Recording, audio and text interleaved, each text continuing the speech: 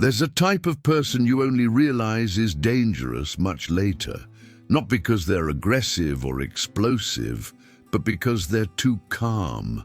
Gabriel was like that. I met him at a wedding. I was trying to escape an aunt who insisted on introducing me to the neighborhood dentist, and he was alone at the bar scrolling on his phone. Between the dentist and the mystery, I chose the mystery. Today I know I chose wrong or right. Depends on how you look at your scars. In the first months, he was too perfect. He never argued, never complained, never got irritated. I thought it was beautiful. Until I realized he didn't argue because he simply wasn't emotionally present. Our routine? I worked from home. He went to the office 3 times a week. On the other days, he stayed home. I made coffee, washed dishes, organized the house. He organized his phone. And then there was the phone, always under the pillow, always in the bathroom, always face down when I walked by. Passwords changed without explanation. Quiet, intimate laughs that weren't meant for me. When I asked, the answer was always the same. Work group chat. I didn't want to believe it, so I didn't. Until I no longer had a choice. The showers were the first real sign. Gabriel had always been quick in the shower, 7 minutes tops. But suddenly, they were lasting 40. He didn't even have enough hair for that. "Everything okay?" I asked after one of those eternal showers. "Just relaxing," he said, as if it were the most natural thing in the world. The next day he took 3 minutes. That's when something clicked in my head. Long showers, with phone. Short showers, without phone. I tried to fool myself. Maybe he's listening to podcasts, addicted to reels. Water in the ear. We become screenwriters of excuses when we don't want to face the truth. Until one random afternoon, I heard it. A laugh. Not his, hers, muffled by the water but unmistakable, feminine, intimate. I walked to the bathroom, pressed my ear to the door, voices, and one of them said, "Baby, did you see this?" Baby. Inside my bathroom, while he was showering, on a video call. I took a deep breath, grabbed the doorknob, and opened the door. The scene I will never forget. Steam spread when I opened the door. Gabriel stood with his back to me under the water, with his phone propped up on the soap holder, positioned in an almost professional angle. On the screen, her, all dressed up, makeup done, relaxed on a bed. Nothing about that said, work meeting. Nothing. For 1 second, my brain tried to deny it. Maybe she was a cousin, a friend with an Excel problem. Then she saw me. Her eyes bulged and she said with the guiltiest voice on earth, "Baby, I think someone walked in. Baby." Gabriel turned so fast he nearly slipped. When he saw me standing there, arms crossed, he froze. "Hi," I said, because in moments like that, simplicity kills harder than shouting. I can explain," he stuttered. "Please, I love science fiction." He hung up quickly. Silence. Only the water falling like a cheap soundtrack to a bad movie. "It's not what it looks like," he said. I laughed, because there are limits to human audacity, and he had passed them all. "You were in the shower on a video call with a woman who called you baby. What exactly should I assume? That you were discussing quarterly reports?" He grabbed a towel, trying to recover his wet dignity. "We just talk." The classic line. UNESCO should preserve it. "In the shower," I added.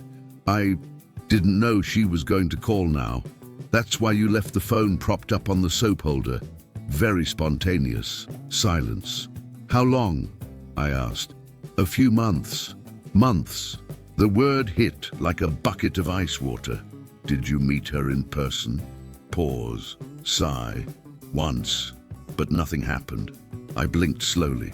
Not because I believed him, but because I was calculating emotional escape routes. "Good night, Gabriel." His eyes widened. "That's it? For today?" I walked out.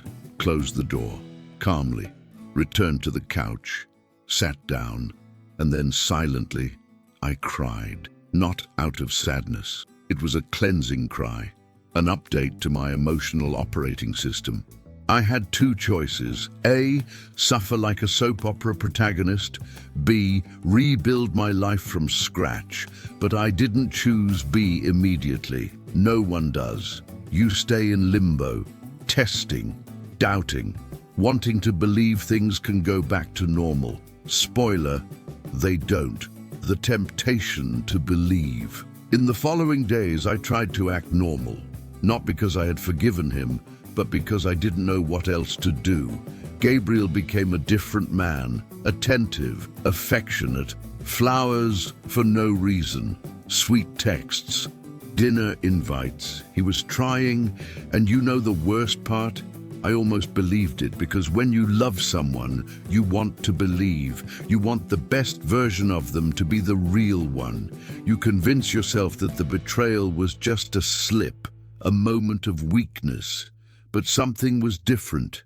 I was different. I started paying attention, really paying attention. Messages at odd hours, smiles at his phone when he thought I wasn't looking, screen still facing down. One day, while he was sleeping, I unlocked his phone using his sleeping face. Yes, I did that. Judge me if you want. Opened WhatsApp. She was still there. Camila, did you tell her?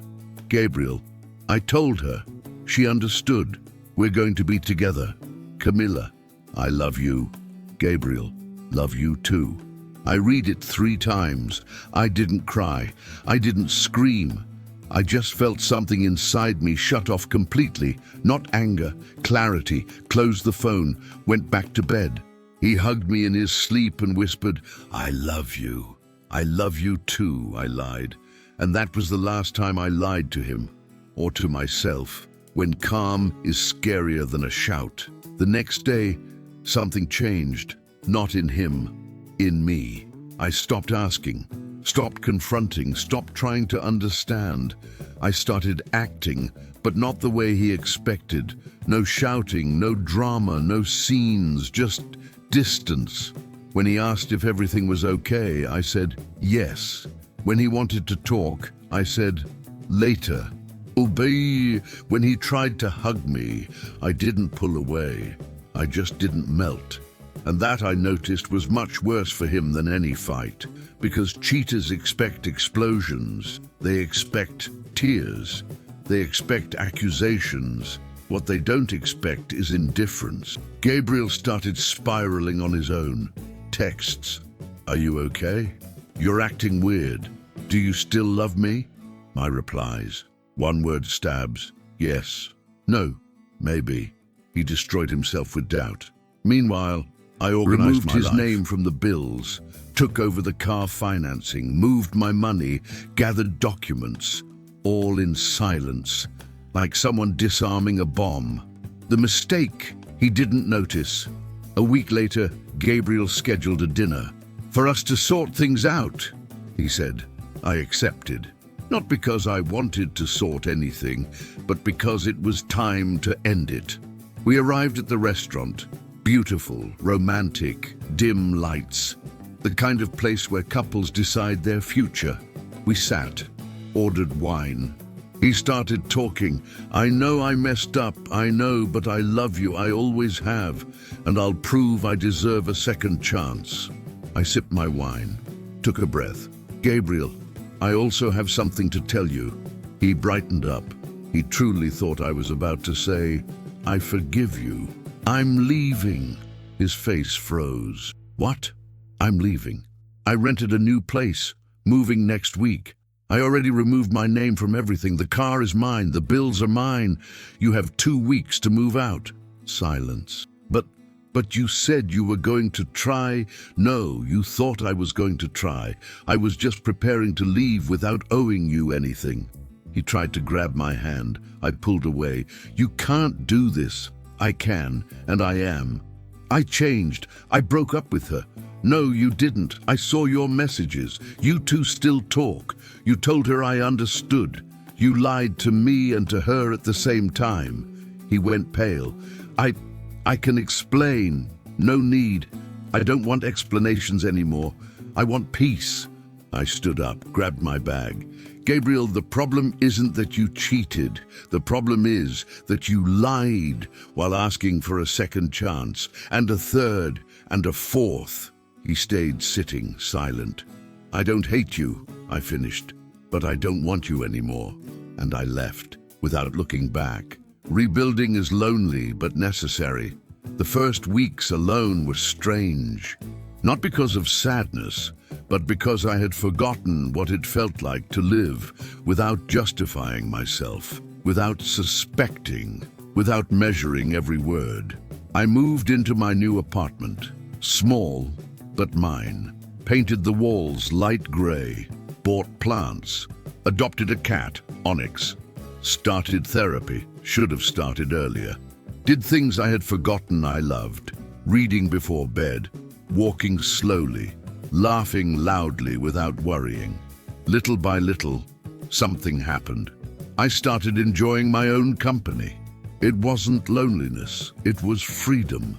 Gabriel tried contacting me a few times, messages, calls, even showed up at my work once. I just want to talk. Please. We have nothing left to talk about. I've changed. Great. Change for yourself, not for me. I blocked him after that, not out of anger, out of emotional hygiene. The reunion that didn't hurt. 6 months later, I bumped into Gabriel on the street. He looked different, thinner, dark circles, unshaven. Hi, he said softly. Hi. You're good? I am, and you? He gave a crooked smile. Surviving. We stood there, two strangers who once shared a bed. I'm sorry, he said. Truly, I was an idiot. I know. Do you forgive me? I looked at him, and for the first time, felt neither anger nor hurt, just indifference. Gabriel, I don't need to forgive you. I just needed to free myself. And I did. He nodded, eyes watery. I hope you're happy. I already am. I walked away. No hug. Just a quiet goodbye. No empty promises. The revenge no one sees. If you're expecting a spectacular revenge, sorry to disappoint you. I didn't expose him online, didn't ruin his reputation, didn't text his family, didn't make a scene in public. My revenge was simpler and far more powerful. I chose myself. I rebuilt my self-esteem. I stopped carrying resentment. I turned pain into fuel. And today, I have a job I love, an apartment that feels like a refuge, friends who truly support me, and most importantly, peace. I'm not with anyone, but I'm not alone, because I finally understood the worst betrayal isn't when someone deceives you. It's when you betray yourself by accepting less than you deserve, and I will never do that again. This is my story. It's not perfect. It doesn't have a Hollywood ending, but it's real. And if you're going through something similar, let me tell you, you will survive. It will hurt, yes, but it will pass. And on the other side, you'll find the best version of yourself, the one who doesn't accept crumbs, the one who isn't afraid to start over, the one who chooses peace above any relationship. That version is worth every tear, I promise. If this story touched your heart, please subscribe to Stories We Tell, leave a like and share it with someone who needs to hear it. Your support helps us keep creating stories about love, forgiveness, and second chances, because stories that touch the heart deserve to be told and remembered. Thank you for being here.